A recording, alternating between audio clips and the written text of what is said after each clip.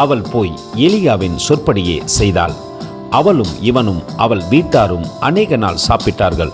1 ராஜாக்கள் 17:15. அன்பின் தேவ பிள்ளைகளே, இது நெருக்கத்தின் நாட்களிலே நடந்த ஒரு சம்பவம். இங்கே கொஞ்சம் கவனமாய் நாம் பார்ப்போம். எலியா சாரிபாத்துக்கு கடந்து வருகிறார். தேவன் ஒரு மனுஷியை கொண்டு போஷிப்பேன் என்று எலியாவுக்கு சொல்லிவிட்டார். அங்கே நடக்கின்ற சம்பவம் வித்தியாசமாய் இருந்ததை எலியா கண்டபோது ஒரு வார்த்தை சொல்லுகின்றார், எனக்கு ஒரு அப்பத்தை சுற்றி எடுத்துக்கொண்டு வா என்று. அந்த மகள் அந்த வார்த்தைக்கு கீழ்ப்படிந்து கடந்து சென்றபடியினாலே இங்கே பார்க்கிறோம், அவளும் இவனும் அவள் வீட்டார் அநேக நாள் சாப்பிடத்தக்கதாக தேவன் அந்த குடும்பத்தை ஆசீர்வதித்தார்.